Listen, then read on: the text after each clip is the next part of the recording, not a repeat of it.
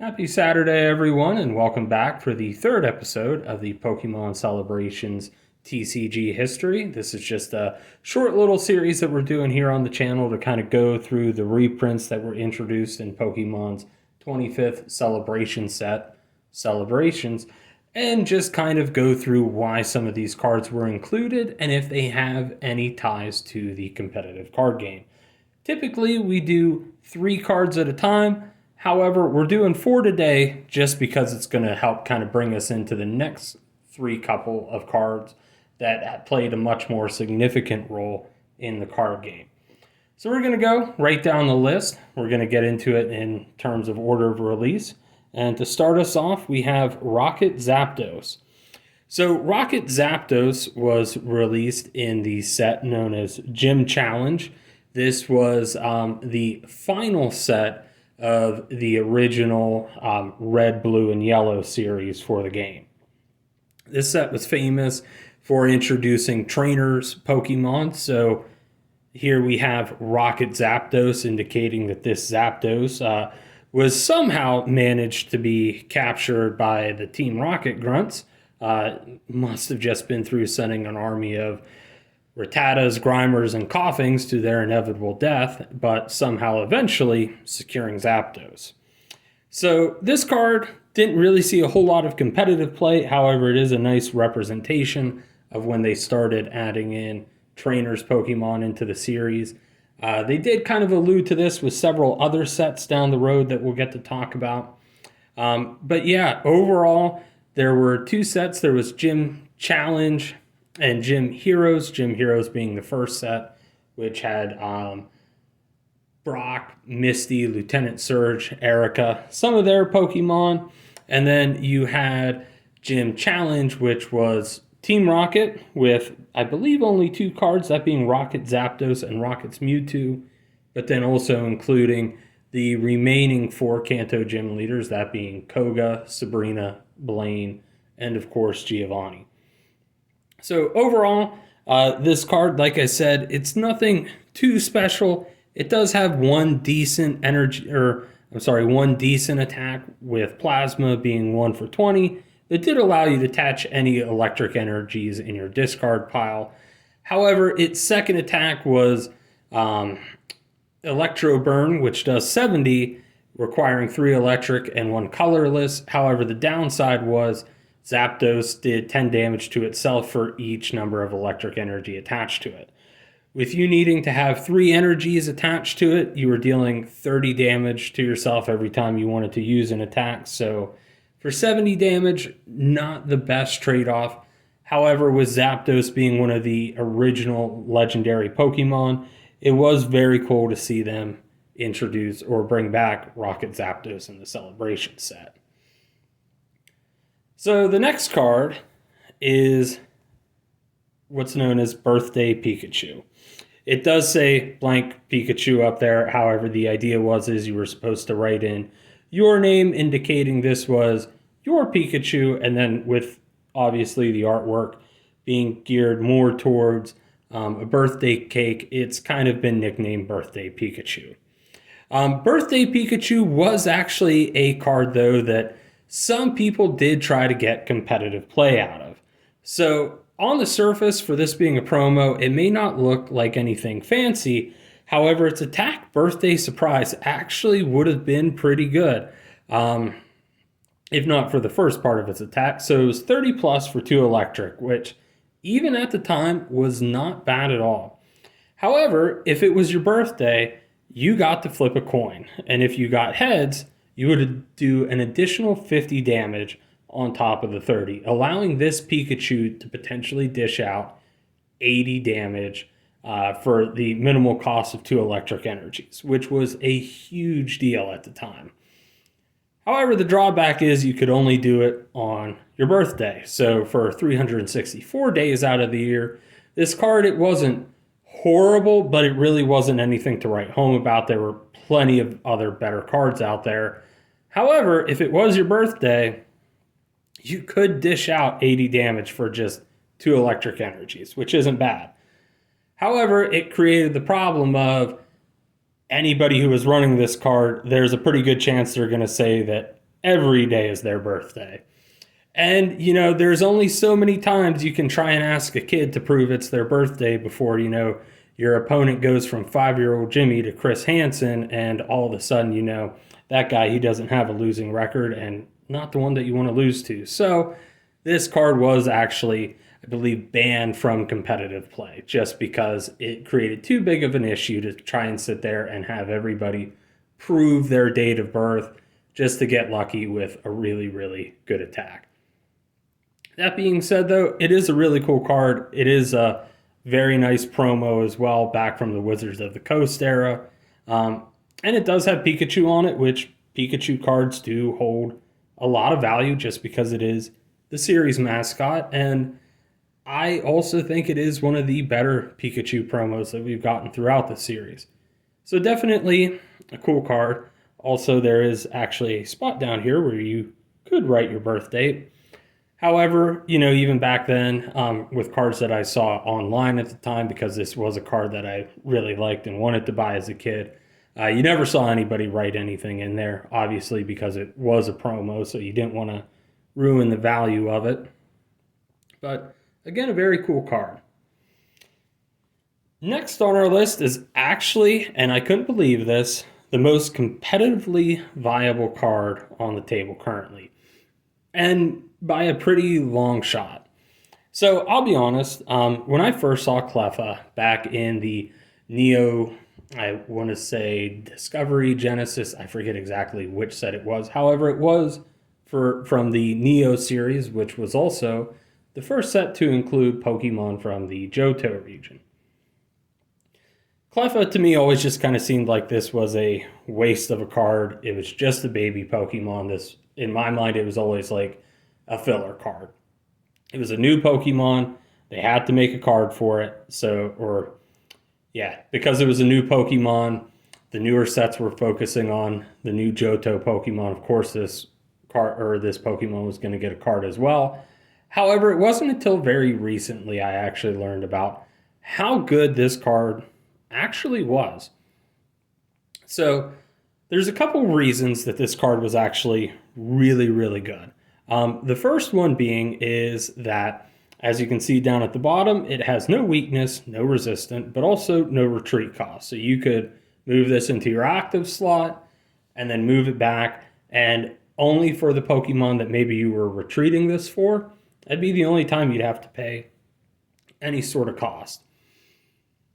With baby Pokemon, they also had what was known as the baby Pokemon rule, which was highlighted in this little section here.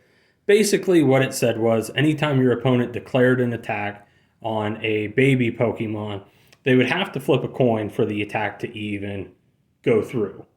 If they got tails, however, their entire turn would end. And with a coin flip being a 50-50, sometimes it was, better to save that attack. The other thing, though, that made Cleffa extremely good was its move, Eek, which at face value doesn't do any damage. However, it's the effect that it has that makes it so good. So for the simple cost of one colorless energy, what do you get? Essentially a free Professor Oak every turn. So for those of you that don't know, Professor Oak allowed you to discard your hand and then draw 7 cards. Cleffa's Eek attack allowed you to do the exact same thing. Now, the thing about it is, if you had 1-2 cards in your hand, you could shuffle them into your deck and draw a free 7. So it didn't matter how many cards you had, you were always guaranteed to draw 7. Plus, you weren't having to discard cards, you were only having to shuffle them, meaning maybe you had one good card in your hand, but it wasn't anything that was playable at that moment. You didn't have to worry about getting rid of it. It was going right back in your deck, meaning you could draw it later on down the road at a more appropriate time. And in exchange for that, you get a brand new hand. So actually incredibly powerful to kind of root through your resources to find what you need at the time. And from there, you could transition Cleffa out of your active spot and move it into a position, or move another card into position where, you could start dishing out some damage and winning the game. So again, surprisingly, a very, very powerful card from the early Neo days. And I was actually pretty impressed with its competitive history. So, very cool card. At first, like I said, even when that set was initially released, I never understood why they had it. When I saw it in celebrations, I still didn't understand it. But when I actually looked into more of the card, it's like, yeah, this thing's actually really, really good. And coming up next is Shining Magikarp. And this is going to be the last card that we talk about for today. So Shining Magikarp, it's very similar to kind of like the birthday Pikachu, to where this was more of a collector's item. So Generation 2 introduced a very popular mechanic, even still to this day, known as shiny Pokemon. Essentially, all shinies are, for those of you that don't know, is they're Pokemon that have a different color variation. Some of them can be very, very mild. Some of them can be extremely different. So, good example would actually be Magikarp versus, or Shining Magikarp versus a regular Magikarp. We're going to see if we can kind of get that there in the background. You can see the regular ones in the back where they are more of a reddish orange color versus our golden boy here. So, these were introduced late in the Neo series, and that kind of is a way for people to get a hold of some nice collector's cards. Most of these were actually not very playable. Shining Magikarp was the original one that was released, along with Shining Gyarados, I believe.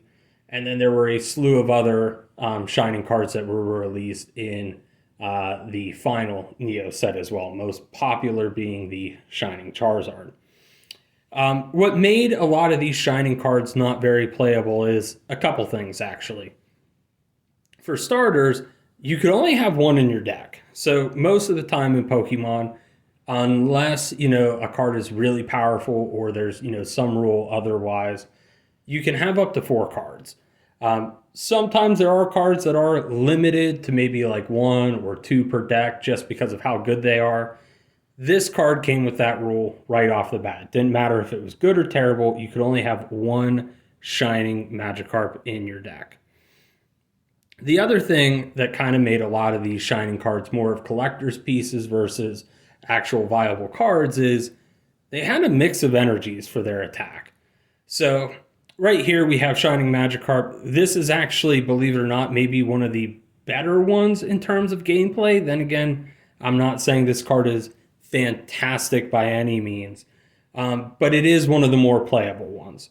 So probably a better example would be Shining Charizard, which had an attack that cost 3 fire energy and 2 electric. A lot of times those weren't really synergies that were being used a lot in the card game, and that even then is still a more mild example than some of the other energy costs that were on some of the other cards. So for Magikarp, what actually makes it somewhat playable is, again, draw power, just like Cleffa, with its attack gold scale. It's nice because it does allow you to draw 2. However, it does also allow your opponent to draw 2 cards as well. Now, for your opponent, it is a choice. For you, it is a choice, but I mean, if you're kind of using that attack, it's probably implied that, you want to draw some cards. Its other move was Dragon Bond, which for 1 psychic energy did allow you to search out a Gyarados, Dark Gyarados, or Shining Gyarados from your deck, of course revealing it to your opponent before shuffling your deck. So you could in theory use that to evolve Shining Magikarp into Gyarados, which even if some of the other Gyaradoses at the time weren't fantastic cards, it's still better than having Magikarp hanging around in your active slot. But overall, like I said, while these cards may not have been playable, they did feature some really fantastic artwork, and they were super cool to initially get a hold of. At the time when I was big into the card game as a kid, I was never able to get a Shining anything out of any of the packs. However, now that I'm older, I have this wonderful thing called a job in that, which allows me to, actually go out and buy the things I've always wanted as a kid, along with other not fun adulting responsibilities like taxes. I have been able to, of course, get the Shining Magikarp, but I was able to pick up the Shining Charizard that I always wanted as a kid and remains my holy grail card. But yeah, so that's it for this episode. If we were going to rank these in playability, I'd probably, Cleffa up at the top, of course, followed by, I guess, Birthday Pikachu. Again, 2 for 30. It's not terrible, but, one day out of the year being able to do 2 for 80, that was extremely good. Then probably Rocket Zapdos, damaging yourself for 30 HP every time you wanted to use Electro Burn. Not the greatest, however, Plasma did allow you to retrieve energy from the bench. And I guess, if Rocket Zapdos was going to go out anyways next turn, you could just dish out 70 and, hopefully you take out your opponent with you. And then, to no surprise, probably Shining Magikarp down at the bottom. But again, some of these cards, they were meant to be more of a collector's piece, not so much playable. However, nonetheless, they are still cool cards, and I'm glad we got reprints of them. So thank you everyone for watching the video as always. Be sure to do that evil trifecta of like, commenting, and subscribing, and stay tuned for more Pokemon content. But thank you all and have a happy new year.